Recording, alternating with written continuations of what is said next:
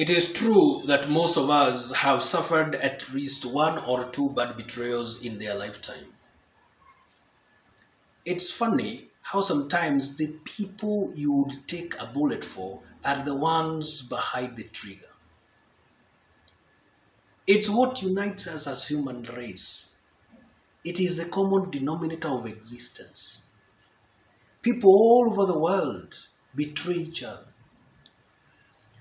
When betrayal comes, the trick is not to let a heartbreak destroy you or your trust in humanity. Don't let it take your peace, your faith, your trust, or your sanity. Do not spend hours on edge shedding tears for people who do not deserve it. Do not go the path of self-destruction like many people before you have done because of betrayal. Be strong and confident, soldier on. But how can you preempt betrayal? What can you do to avoid disappointments, frustrations, and tension in friendships? Try the following 10 tips. Number 1, love yourself first. This is a forward position, a strategy to keep on moving on, not a fallback position. Always be prepared to walk forward irrespective of who hurts you by having a solid self-love. Rejection cannot devalue you if you have not chosen to. Rejection cannot devalue you if you know who you are. If people reject you and you keep on moving on, they respect you. That is an indicator of a person cut for greatness. This is called freedom. Do not allow yourself to be a victim of people's irresponsibility. Be your greatest source of affirmation, validation, feeling of importance, and comfort.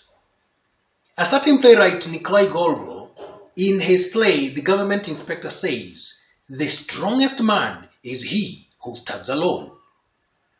You do not require another person to validate you. You are already self-validated. Number 2, build up other aspects of your life.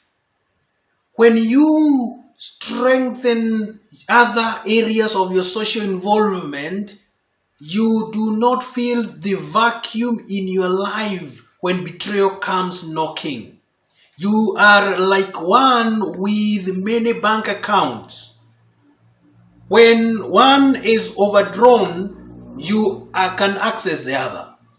The objective here is to create a space separate from relationships that is yours and yours alone. That space should not be occupied by other people. They should be yours, and it is a retreat space. Number 3, work on your fear of being alone. We always say you reap what you fear. Sometimes people feel as if their friends are the only people who can make them happy. Practice spending quality time with yourself so that if it ever happens, you will not feel the void and you will not feel odd. This is a skill that must be learned by anyone who wants to survive in this world. Find things that fulfill you when alone, like reading, journaling, cooking, gardening, and so on. Practice enjoying yourself by yourself. Number 4, learning the art of letting go. We have been socialized to believe that we must hold what is ours. We must fight for what is ours. That is a philosophy of failures. We cannot fight for what is ours when it is eating us. We must learn how and when to let go. Men fear disappointing women, and women fear not being liked by their partners. That fear is what clings us to the wrong people. We therefore invest so heavily on cosmetic behavior. Do not cling on hopes that hurt you and impede your personal development. You do not learn this in a relationship. You bring this skill with you in a relationship. Learn to be prepared. Number 5, learn survival and life skills. Sometimes we break up with people because we lack skills of interacting with self and others. Actively improve yourself by learning such skills as self-understanding, dealing with stress, dealing with emotions, making decisions, and creative and critical thinking. Many people assume these very important skills in life. They gloss over them. They think they are inborn. No, they are learned. You can avoid many relational issues if you gain these skills. Number 6 is choose the right friends. This is tricky. Finding a true friend feels like a gift that keeps on giving, even when they are thousands of miles away. To do so, you need to distinguish the personalities around you and distillate their intentions before you bring them close to you.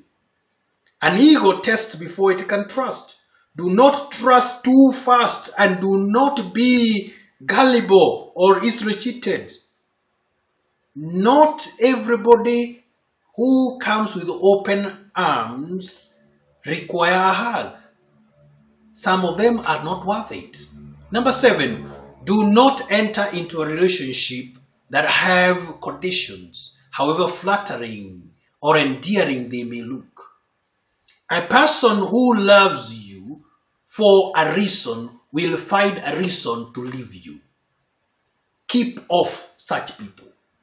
Number 8 is downgrade your expectations to 0. Do not expect anything in return for your love. Love for no reason. If you love someone for no reason, you will have no reason to leave them, and vice versa. People who love for specific reasons fall victim of flatterers. Downgrading your expectations will help you reduce the frustrations of unmet expectations that cause stress and reduce your productivity, effectiveness, and efficiency in life. Number 9 is have an open mind. Get connected to people who can offer you sound advice.